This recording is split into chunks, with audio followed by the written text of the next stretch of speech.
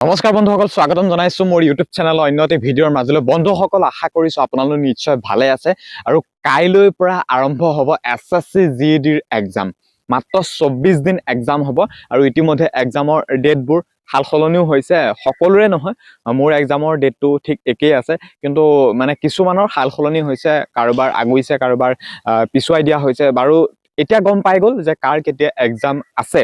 কিন্তু এতিয়া কথাটো হ'ল, কাইলৈৰ পৰা যিহেতু এছএছচি এক্সাম আৰম্ভ হ'ব, বহুত হাজাৰ হাজাৰ কেণ্ডিডেটে এইবাৰ এক্সাম দিব নতুনকৈ। এইবাৰ এছএছচি জিডি নতুনকৈ এইবাৰ এক্সাম দিব। আমাৰ অসমৰ বহুত এনেকুৱা কেণ্ডিডেট এইবাৰ নতুনকৈ এক্সাম দিব। গতিকে তেওঁলোকৰ বাবে আজি এই ভিডিঅ'টো মষ্ট ইম্পৰ্টেণ্ট আৰু হেল্পফুল হ'ব, কাৰণ তেওঁলোকে প্ৰথমবাৰ এছএছচি এক্সাম দিবলৈ যাব। প্ৰথমবাৰ আমিও এটা সময়ত এছএছচি ফাৰ্ষ্ট ইণ্টাৰভিউ দিছিলোঁ, একোৱেই জনাই নাছিলোঁ, জাষ্ট ইণ্টাৰভিউ দিবলৈহে গৈছিলোঁ। গতিকে আজি তাৰিখতো এছএছচিৰ বিষয়ে একো নজনাকৈয়ে এইবাৰ ফাৰ্ষ্ট ইণ্টাৰভিউ দিবলৈ বহুত কেণ্ডিডেট যাব। পৰাপক্ষত তেওঁলোকে আজি এই ভিডিঅ'টো চাওক, গম পাব। আৰু নেক্সট এছএছচি ভেকেঞ্চি আকৌ আহিছে, যাৰ বয়স হোৱা নাই তেওঁলোকেও এই ভিডিঅ'টো চাওক, আৰু যিসকলে ফাৰ্ষ্টে দিব এক্সামটো তেওঁলোকেও এই ভিডিঅ'টো চাওক। এতিয়া কথাটো হ'ল যে আমাৰ কাইলৈৰ পৰা আৰম্ভ হ'ব এছএছচি জিডি এক্সাম। 30 মে'লৈকে চলি থাকিব এছএছচি এক্সাম। কাৰ কেতিয়া ডেট বা এক্সাম এইখিনি কথা গম পাইছে। এডমিট কাৰ্ড ইতিমধ্যে ডাউনলোড হৈ গৈছে। ফাৰ্ষ্ট বা কালিলৈ যাৰ এক্সাম আছে বা যাৰ যোনটো ডেটত এক্সাম আছে 2 বা এদিনৰ আগতে তেওঁলোকে এডমিট কাৰ্ডখন পাই যাব। এতিয়া সেইখিনি কথা পাছত। এক্সাম দিবলৈ গ'লে আমি কি লৈ যাব লাগিব? ফাৰ্ষ্টে লাগিব আমাৰ এডমিট কাৰ্ডখন। যোনখন এডমিট কাৰ্ড ডাউনলোড হৈছে সেইখন লৈ যাব লাগিব। পৰাপক্ষত তোমালোকে ফটো, কলম এইখিনিও লৈ যাবা, বা আইডেণ্টি কাৰ্ড, তোমালোকে আধাৰ কাৰ্ড, পান কাৰ্ড, যি ভোটৰ পৰিচয় আছে সেইখিনি লৈ যাবা। নৰ্মেল সিমানেই, ইয়াত তাত আৰু বেলেগ একো বিশেষ বিচৰা নহয়, এইখিনিয়ে লাগিব, চিম্পল। এতিয়া কথাটো হ'ল, এছএছচি জিডি যিহেতু কাইলৈৰ পৰা প্ৰথম এক্সাম হ'ব, ইয়াত আমাৰ পষ্টনো কিমান আছিলে? অসমত 3000+ টোটেল ভেকেঞ্চি আছে, আৰু টোটেল যিটো এছএছচি ৰিক্ৰুটমেণ্ট প্ৰায় 25,000+ ভেকেঞ্চি। সেই টোটেল 25,000 কথাটো বাদ দিয়া, তোমালোকৰ কম্পিটিশ্যন হ'ব 3,000 পষ্টৰ ওপৰত ভিত্তি কৰি। আৰু কুৱেশ্যন তোমালোকৰ কিমানটা আহিব? কিমান জানানে? মাত্ৰ 80টা কুৱেশ্যন আহিব। 80টা কুৱেশ্যন আহিব। 160 মাৰ্কৰ হ'বলৈ গৈ আছে এছএছচি এক্সাম, আৰু 1 ঘণ্টাতে সেই তোমালোকে 80টা কুৱেশ্যন ক্লিয়াৰ কৰিব লাগিব। 1 ঘণ্টাতে তোমালোকে ক্লিয়াৰ কৰিব লাগিব সেই 80টা কুৱেশ্যন। 4টা ছাবজেক্টৰ পৰা আহিব কুৱেশ্যনসমূহ।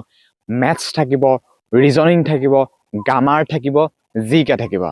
20টাকৈ কুৱেশ্যন থাকিব, প্ৰত্যেকটোতে 2-2কৈ। বাকী মানে টোটেল 160 মাৰ্কৰ। আৰু ইয়াত পাছিং মাৰ্ক হিচাপত কোনো নাই, বোলে 35 পালে পাছ। স্কুলৰ পৰীক্ষাৰ নিচিনা নহয়, ইয়াত পাছিং মাৰ্ক হিচাপত কোনো নাই। এটা ভাল নম্বৰ, সেই 160ৰ ভিতৰত যদি তোমালোকে 80-90 এনেকুৱা যদি এটা মাৰ্ক পোৱা, 100% চান্স আছে এছএছচি চিলেকশ্যন পাবলৈ। আৰু তোমালোকক কৈছোঁ, তোমালোকৰ এডমিট কাৰ্ডত যিটো ৰিপৰ্টিং টাইম দিয়া হৈ থাকিব সেই টাইম মতেই যাবা। একদম মূৰামূৰিকৈ নাযাবা, বোলে টাইম দিয়া হৈছে 1টা বজাত এক্সাম, তোমালোকে 1টা বজাতে গৈ পাছাগে, তেনেকুৱা নহ'ব। 1.5 ঘণ্টা 2 ঘণ্টা আগতে যাবা, কাৰণ ইয়াৰ আগতে কি হৈছিল, যদি সময়মতে উপস্থিত নহয় গেট বন্ধ কৰি দিব। তেনেকুৱা নিচিনা কাম ইয়াৰ আগতেও হৈছিল। গতিকে ৰিপৰ্টিং টাইম মতে যাবা। লাগিলে 1.5 ঘণ্টা 2 ঘণ্টা তোমালোকে ফাৰ্ষ্টে গৈ থাকাগে, তাত একো লোকচান নাই। কিন্তু দেৰিকৈ গ'লে তোমালোকৰ লোকচান হ'ব, কাৰণ কিয়? গেট বন্ধ কৰি দিব, তোমালোকে এক্সাম দিব নোৱাৰিবা। গতিকে এডমিট কাৰ্ডত যি হিচাপৰ ৰিপৰ্টিং টাইম দিয়া হৈছে সেই হিচাপতে যাবা, টাইম টু টাইম উপস্থিত থাকিবা, যাতে একো অসুবিধা বা প্ৰব্লেম নহয়। এডমিট কাৰ্ডত য'ত যিখিনি লিখা হৈছে সকলোখিনি লৈ যাবা। মই এই কথাখিনি কৈছোঁ। আৰু মেইন ইম্পৰ্টেণ্ট কথা এইটোৱে যে টাইম টু টাইম মতে যাবাই, নহ'লে পিছত গেট বন্ধ কৰি দিলে আৰু শেষ, আৰু এক্সাম দিব নোৱাৰিবা। 100% 80-90 যদি উঠাব পৰা, ফুল কনফিডেঞ্চত ক'ব পৰা যে এছএছচিত এইবাৰ চাকৰিটো পামেই বা মোৰ হ'বই, ফুল কনফিডেঞ্চত। কিন্তু 50, 40, 60 এই নম্বৰটো পালে অকণমান দিগদাৰ হয়। মই এতিয়া কাট অফৰ কথা ডিছকাছ একেবাৰে নকৰোঁ, কিন্তু মই যিটো সঁচা সেইটো হয়, কাৰণ এক্সাম শেষ হৈ যোৱাৰ পিছত কাট অফ বিচাৰিবই। আকৌ মেডিকেল কেতিয়া হ'ব, ফিজিকেল কেতিয়া হ'ব, মেৰিট কেতিয়া মাৰিব, এইখিনি কথাও জানিব বিচাৰিব। সেইটো কাইলৈৰ পৰা প্ৰথম এছএছচি এক্সাম হ'ব। তোমালোকৰ পুনৰবাৰ কৈছোঁ 160 মাৰ্কৰ এক্সাম হ'ব। 1 ঘণ্টাতে কৰিব লাগিব এক্সাম, আৰু কম্পিউটাৰত অনলাইনত তোমালোকে এক্সাম দিব লাগিব। কোনো অফলাইনত কলম বহি লিখিব, বহি টেবুলত, স্কুলৰ নিচিনা নহয়। কম্পিউটাৰ, তোমালোকৰ সন্মুখত এটা কম্পিউটাৰ থাকিব, তাত 60 মিনিট দেখুৱাই থাকিব। 59 ছেকেণ্ড, তাৰপিছত থাকিব 57 ছেকেণ্ড, 51 ছেকেণ্ড, 45 ছেকেণ্ড, গৈ 0 ছেকেণ্ডত তোমালোকৰ 60 মিনিট কমপ্লিট হৈ যাব। এনেকৈ ছেকেণ্ড মিনিটবোৰ দেখুৱাই থাকিব। 60 মিনিটতে তোমালোকে 160 মাৰ্কৰ কুৱেশ্যন, 80টা কুৱেশ্যন কমপ্লিট কৰিব লাগিব। জানা নাজানা সেইটো পাছৰ কথা পৰাপক্ষত তোমালোকে যোনটো জানা সেইটোহে কৰিবা বোলে কিছুমান কুৱেশ্যনবিলাক কনফিউজ লাগিছে নাই এইটো হয় নে নহয় তেতিয়া টিক মাৰ্ক মাৰা কেইটামান কিন্তু গোটেই সোপা বুলি টিক মাৰ্ক মাৰি দিলোঁ তেতিয়া ফুল নিগেটিভ খাই যাবা নিগেটিভৰ অৰ্থ এইটো তোমালোকে নিগেটিভ মাৰ্কিং আছে যদি তোমালোকে শুদ্ধ কুৱেশ্যন কৰিলা শুদ্ধ কৰা কুৱেশ্যন উপৰি যদি তোমালোকে ভুলকৈও যদি উত্তৰ দিলা সেই শুদ্ধকৈ কৰাৰ পৰা তোমালোকক মানে মাৰ্ক হ'ব মাইনাছ হৈ যাব পৰাপক্ষত তোমালোকে নিগেটিভ মাৰ্কৰ প্ৰতি তোমালোকে ধ্যান দিবা আৰু যিখিনি জানা শুদ্ধ সেইখিনিহে কৰিব চেষ্টা কৰিবা জিকেটো ফাৰ্ষ্টে কৰি ল'বা মোৰ মতে তাত কোনো প্ৰব্লেম নাথাকে কাৰণ জিকে জাষ্ট পঢ়িব লাগে জিকে কিমান 2-3 মিনিটত কমপ্লিট হৈ যাব বা তিনি মিনিট মানে জাষ্ট পঢ়িব লাগে জানিলে নাজানিলে নাই যোনটো কুৱেশ্যন জিকে জানা তাত তোমালোকে মনত খিয়াল নাই এইটো কুৱেশ্যন এইটো জিকে ইমান প্ৰব্লেম নাথাকে আৰু যোনটো শুদ্ধ সেইটো টিক মাৰ্ক দিব লাগে আকৌ নেক্সট এনেকৈ মাৰি সেইটো তোমালোকে জানিবাই চিম্পল ইমান প্ৰব্লেম নাথাকে আৰু কিবা নাজানিলে তোমালোকৰ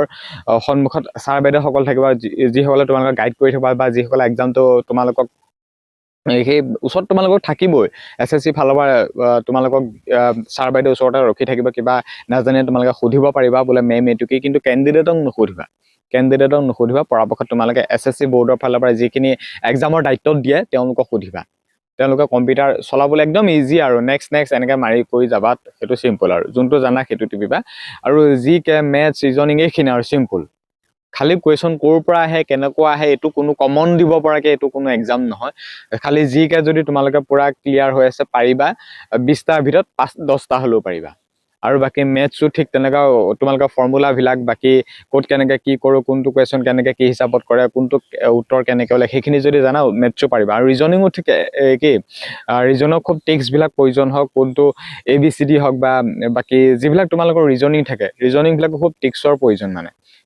কুৱেশ্যনটো মুখতে ওলাই থাকে কিন্তু টিক্স বহুত খটাবলৈ এইটো মিলিছে নে নাই সেইটো মিলিছে নে নাই তেনেকুৱা ৰিজনিংবিলাকো তেনেকুৱা আৰু গ্ৰামাৰ হিন্দীত পৰাপক্ষত কৰিবা হিন্দী গ্ৰামাৰ সমাৰ্থক শব্দ আহিব বিপৰীত শব্দ আহিব বাকী খালী ঠাই পূৰাবলৈ আহিব গ্ৰামাৰৰ তেনেকুৱা আৰু গ্ৰামাৰবোৰ তেনেকুৱা আহিব আৰু মই তোমালোকক কৈছোঁ এক্সাম হ'ব কাইলৈৰ পৰা ফাৰ্ষ্ট SSC এক্সাম একদম 30 মে'লৈকে হ'ব মাত্ৰ 24 দিন হ'ব আৰু SSC এই এক্সামটো ক্লিয়াৰ হৈ যোৱাৰ পাছত তোমালোকক ফিজিকেল আপডেট দি দিব আৰু ফিজিকেল তোমালোকক কমপ্লিট কৰি তোমালোকৰ মেডিকেলো হৈ যাব মেডিকেল কমপ্লিট হ'ব এইবাৰ খুব সোনকালে ফাৰ্ষ্ট হ'ব SSC আৰু ফিজিকেল মেডিকেলৰ মই আপডেট দিম SSC এক্সামটো প্ৰথমতে হৈ ল'বলৈ দিয়া কাটঅফৰ ডিছকাছো কৰিম আৰু যি বিচাৰা মোৰ পৰা সকলোবিলাক জনাম খালি নতুন কেণ্ডিডেটখিনিয়ে ছাবস্ক্ৰাইব কৰিবা চেনেলটো ফ'ল' কৰিবা খুব বেছি শ্বেয়াৰ কৰিবা কাৰণ তোমালোকৰ বাবে এই ভিডিঅ'ছবোৰ বহুত ইম্পৰ্টেণ্ট হয় আমি যেতিয়া এক্সাম দিছিলোঁ আমাক তেতিয়া গাইড কৰিব পৰাকৈ আমি একো পোৱা নাছিলোঁ একো ইউটিউব চেনেল পোৱা নাছিলোঁ কিন্তু এতিয়া যিহেতু তোমালোকে ফাৰ্ষ্ট ইণ্টাৰভিউ দিবা কাৰোবাৰ বয়স হোৱা নাই গতিকে তোমালোকৰ বাবে